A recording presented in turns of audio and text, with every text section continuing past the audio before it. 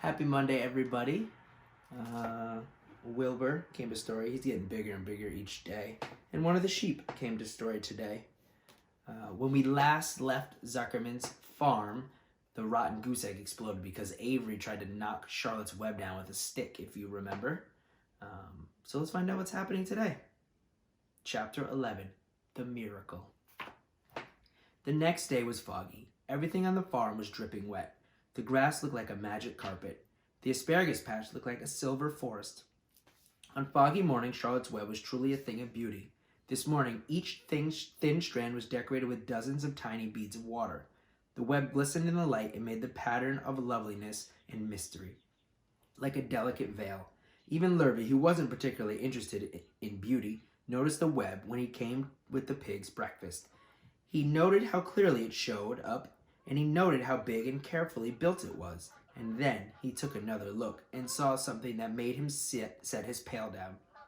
There, in the middle of the web, neatly woven in block letters, was a message. It said, "Some pig." Lurvy felt weak. He brushed his hand across his eyes and stared harder at Charlotte's web. I'm seeing things," he whispered. He dropped to his knees and uttered a short prayer. Then, forgetting all about Wilbur's breakfast, he walked back to the house and called for Mr. Zuckerman. "I think you better come down to the pig pen," he said. "What's the trouble?" asked Mr. Zuckerman. "Anything wrong with the pig?" "Not exactly," said Lurvy. "Come and see for yourself."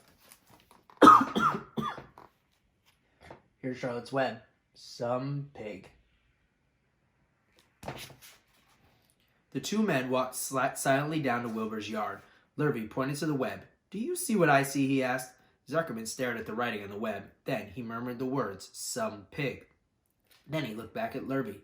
Then they both began to tremble. Charlotte, sleepy after her night's excursions, smiled as she watched. Wilbur came and stood directly under the web.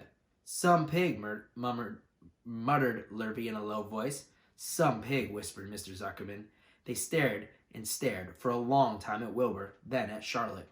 "You don't suppose that spider," began Mr. Zuckerman, but he shook his head and didn't finish the sentence. Instead, he walked solemnly back up to the house and spoke to his wife.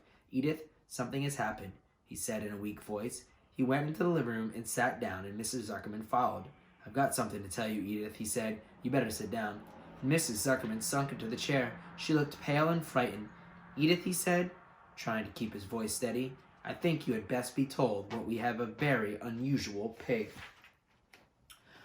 A look of complete bewilderment came over Mrs. Zuckerman's face. "Homer Zuckerman, what in the world are you talking about?" she said.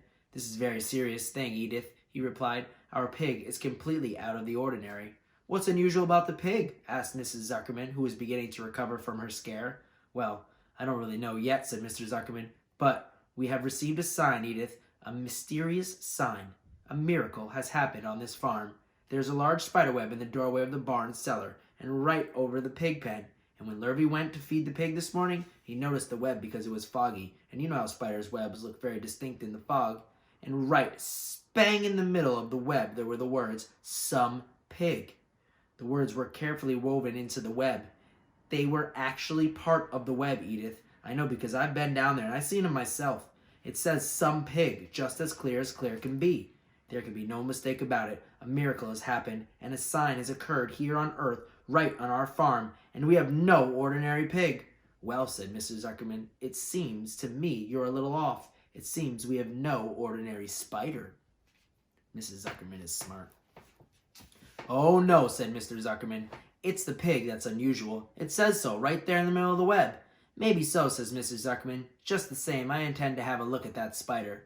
"It's just a common gray spider," said Mr. Zuckerman. They got up, and together they walked down to Wilbur's yard. "You see, Edith, it's just a common gray spider." Wilbur was pleased to receive so much attention. Lurvy was still standing there, and Mr. and Mrs. Zuckerman, all three stood for about an hour, reading the words on the web over and over and watching Wilbur. Charlotte was delighted with the way her trick was working. She sat without moving a muscle and listened to the conversation of the people. When a small fly blundered into the web, just beyond the word pig, Charlotte dropped quickly down, rolled up the fly, and carried it out of the way. After a while, the fog lifted, the web dried off, and the words didn't show up so plainly. The Zuckermans and Lurvy walked back to the house. Just before they left the pig pen, Mr. Zuckerman took one last look at Wilbur. "You know," he said, in an important voice, I've thought all along that that pig of ours was extra good one. He's a solid pig. That's a pig is as solid as they come. You notice how solid he is around the shoulders, Lurvy? Sure do, said Lurvy. I've always noticed that pig is quite a pig. He's long and he's smooth, said Zuckerman. That's right, agreed Lurvy. He's as smooth as they come. He's some pig. When Mr. Zuckerman got back to the house, he took off his work clothes and put on his best suit. Then he got into his car and drove to the minister's house. He stayed for an hour and explained to the minister a miracle had happened on his farm. So far, said Zuckerman, only 4 people on the earth, said Mr. Zuckerman. Only 4 people on the earth know about this miracle. Myself, my wife Edith, and my hired man Lurvy, and you. Don't tell anybody else, said the minister. We don't know what it means yet, but perhaps, if I give it some thought, I can explain it in my sermon next Sunday. There can be no doubt about it that you have a most unusual pig. I intend to speak about it in my sermon and point out the fact that this community has been visited by a wondrous animal. By the way, does the pig have a name? Why, yes, said Mr. Zuckerman. My little niece calls him Wilbur. She's a rather weird child, full of notions. She raised the pig on a bottle, and I bought him for when he was a month old. He shook hands with the minister and left. Secrets are hard to keep. Long before Sunday came, the news spread all over the county. Everybody knew about the sign that appeared in the spider's web on Zuckerman's place. Everybody knew that the Zuckermans had a wondrous pig.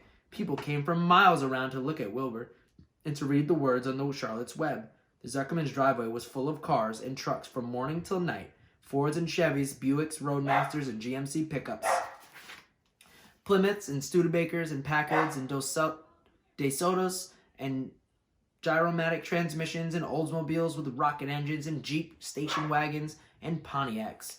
The news of the wonderful pig spread clear into the hills, and the farmers came rattling down in buggies and buckboards to stand hour after hour at Wilbur's pen, admiring the miraculous animal.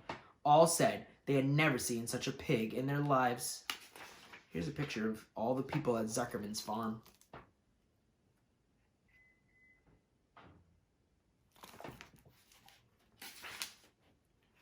When Fern told her mother that Avery had tried to hit the Zuckerman spider with a stick, Mrs. Arable was so shocked that she sent Avery to bed without any supper as punishment. In the days that followed, Mr. Zuckerman was so busy entertaining visitors that he neglected his farm work. He wore his good clothes all the time now, got right into them when he got up in the morning. Mr. Zuckerman prepared special meals for Wilbur. Lurvy shaved and got a haircut, and his principal farm duty was to feed the pig while people looked on. Mr. Zuckerman ordered Lurvy to increase Wilbur's feedings from 3 meals a day to 4 meals a day. The Zuckermans were so busy with visitors, they forgot about the other things on the farm. The blackberries got ripe, and Mrs. Zuckerman failed to put any blackberry jam. The corn needed hoeing, and Lurvy didn't find time to hoe it. On Sunday, the church was full.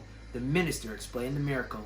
He said that the words on the spider's web had proved that the human beings must always be on the watch for coming wonders. All in all, the Zuckerman's pig pen was the center of attraction. Fern was happy, for she felt that Charlotte's trick was working, and that Wilbur's life would be saved. But she found that the barn was not nearly as pleasant. Too many people. She liked it better when she could be all alone with her friends, the animals. Chapter 12. A Meeting.